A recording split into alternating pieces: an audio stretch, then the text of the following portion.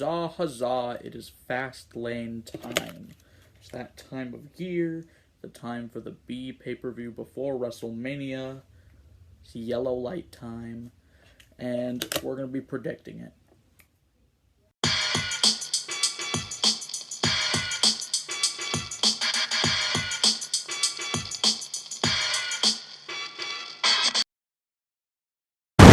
So we're going to be predicting the card for the Fastlane pay-per-view coming up tomorrow, actually. This is recorded the day before the pay-per-view. I usually try to get it in as close to the pay-per-view as possible to get the most updated cards. Because last time I missed a couple matches because they were announced like fucking after I uploaded the video. Made me sad. But yeah, we're going to be predicting the card. Sorry, moving around a bit. I'm trying to keep myself centered. Oh shit. My hair looks trash. I woke up literally like fucking 10 minutes ago? Alright, so we're going to be predicting the Fastlane card, Fastlane 2021. Let's get...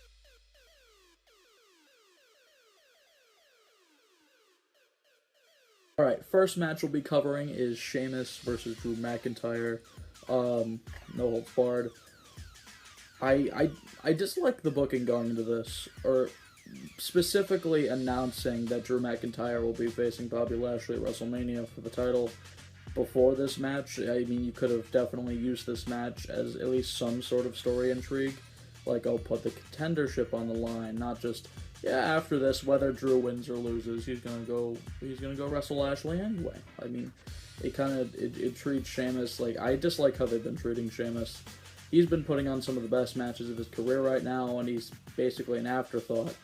Which, I mean, I'm not saying give him the title, because, you know, that'd be ludicrous, at least at this moment in time, but do better. Do better. So my pick here is going to be Drew, because, you know, why would they not make him look strong going into WrestleMania, you know, because they announced it, so... Definitely have Drew look strong going into Mania against Lashley. Lashley's not even on the card, which I was a little disappointed about, but, you know, it's fine. The card is actually pretty stacked. We've got 7 great fucking matches. But yeah, my pick is going to be Drew.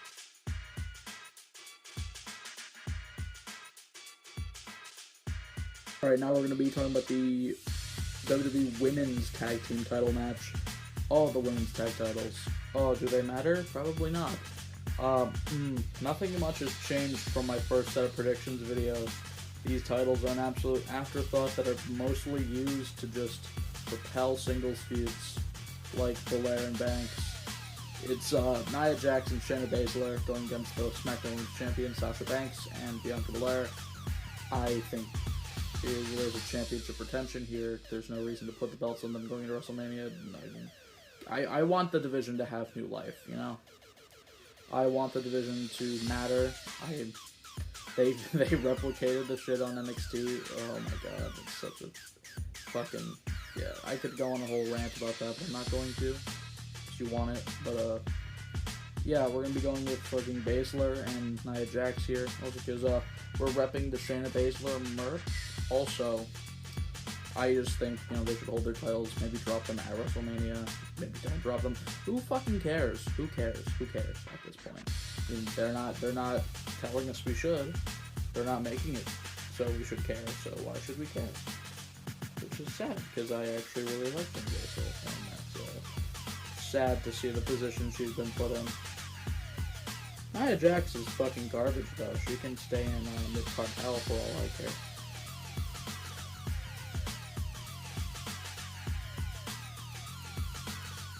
Speaking of mid-card, Matt Riddle versus Mustafa Ali for the U.S. title.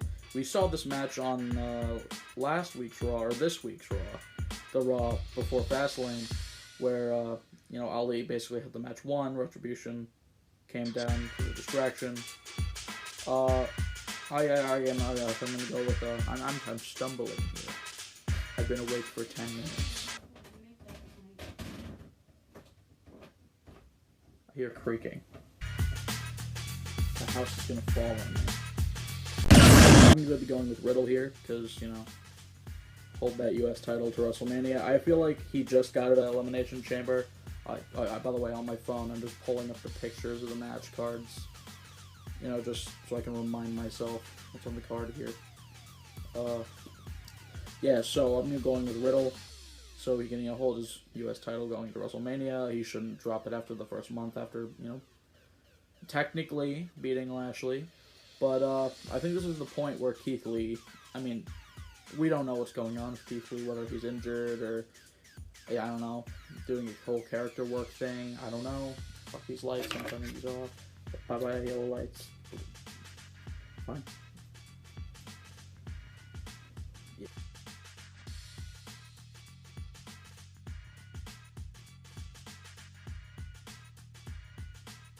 So, Biggie and Apollo. Apollo's been doing his, fuck, what country is he from? If I'm gonna appropriate culture, I gotta do it correctly. I sound like Vegeta.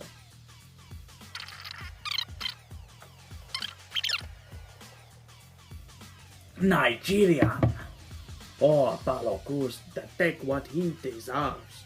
His Nigerian accent. I do it better than him. By the way, he's from California. It's really funny. It's kind of like Kofi picking up the Jamaican accent back in 2009. It's really funny.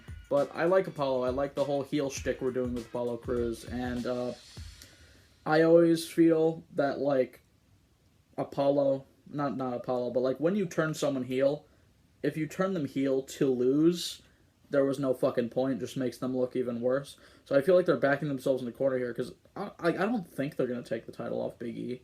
Do I want them to? No, but I mean it's the way you should be booking this. If you turn Apollo heel for this title reign, he turns heel, and usually to gain that edge in that title match. I also like the big preacher shtick. Dude, Big E's promos are fucking great. But I mean, like, you book Apollo like this dominant heel to just lose again to the same guy. I don't know. It's just, it makes Apollo look even worse going into WrestleMania. It's just, fuck. I wouldn't put the title on Apollo, at least not now. I wouldn't have put the match now. I would have saved the match till next month. But I don't know what they have planned. So, in all good booking conscience, I would give this to Apollo Crews. But I don't know if that's going to be the case. You know what? Fuck it. We're going with Apollo Crews because I'm a good booker and WWE are not good booker. I'm a good book. No, I'm the good booker. Me. I would book Apollo to win here. I like the title being on Big E. He's great. He's charismatic. He can wrestle. He can work. He's great. I would love to see his title reign get longer, but like just the way they've written this storyline, I would not have Apollo take the fucking loss here. I don't know. So I'm holding out for Apollo.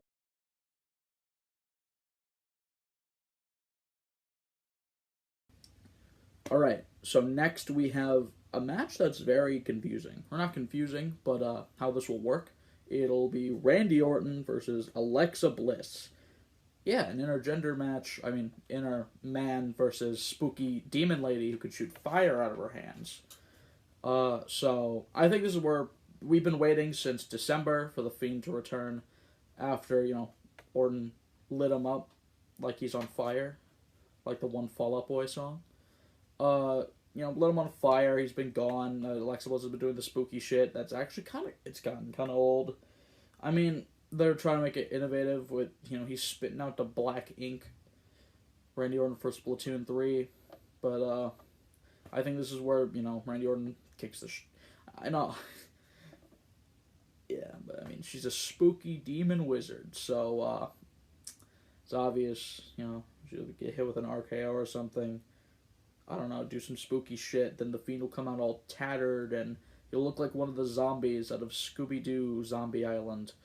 And it'll be quite the swell program going into WrestleMania. Braun Strowman versus Shane McMahon got pulled from the show for some reason. I have not looked into why yet, but yeah, it's been pulled from the show. That's a little disappointing. I think maybe they realized that this is I don't know why they wouldn't have realized this before, but I think they finally realized that this is a WrestleMania caliber match. So they just decided to push it a month. So that's gamer. I mean, I'm not even going to rant about that. I don't have to rant about that fucking storyline. It's not even in the predictions. We're not going to talk about it until it comes back.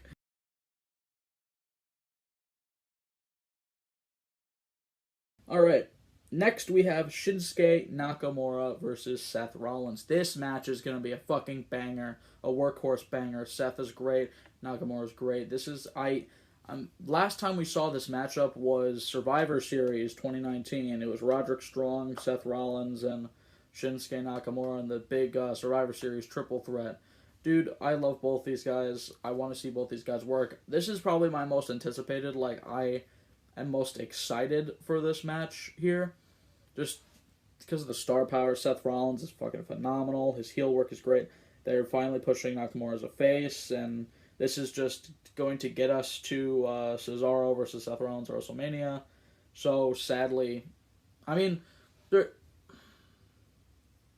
was very dead set on picking Rollins here, but they could give Shinsuke the win, and then have him just be savagely and brutally attacked after the match, to where Cesaro has to come down. Cesaro has more of a stake. I don't know. I would love to book Nakamura to win, but that would make just Seth Rollins look worse. I think all the people who are going to the high-profile feuds need to get good, credible wins here. So, Seth Rollins, yeah. Sadly, Seth Rollins is probably going to pull off some bullshit, get the Dubberooski, put Nakamura's head in the chair like he did to Cesaro, and then Cesaro comes down to make the save. But, or he hits it successfully, writes Nakamura off TV, and gives Cesaro bigger motivation to kick Rollins' ass. So, I don't know. I'm going with Seth here.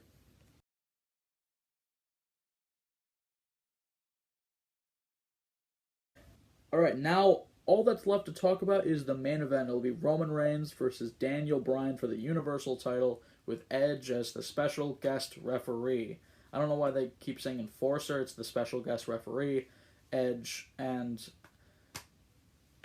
this has been the hardest for me to predict, because Roman has been going on such a tear since Payback.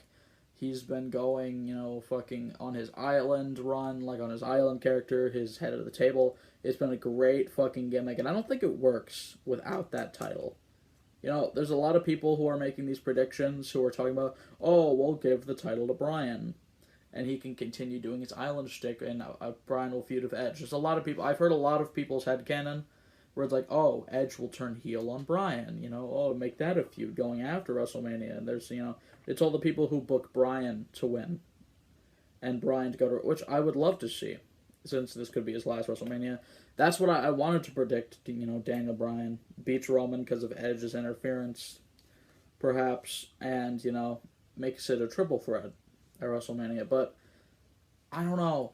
I just think the whole notion that Roman can continue doing this head of the table gimmick without the world title, I think it just falls apart after that, I think Roman needs that world title to be, that gimmick, to make it work, to have that title, to have the division revolve around him, and that gets thrown out of whack if you put the belt on Bryan, or even Edge. So I'm going to give this to Roman here, whether it's because Edge turns heel and fucks over Daniel, or whether it's because, I don't know, maybe Edge is taken out or something. I think Roman's walking away with this. That's just what I think. I would love to see Daniel win. I want Daniel to go on to WrestleMania, to have his last WrestleMania main event, and, have WrestleMania 3, so... But, sadly, Roman. And that's it for the matches. That's going to be all. Fastlane will be tomorrow. I'll hopefully be clocking in with Fastlane review. Maybe the night after, the night of, after the pay-per-view drops, maybe at midnight or something. Or Monday morning. I'll drop the review of Fastlane. And I'm glad that I'm able to break off into doing more variety shit.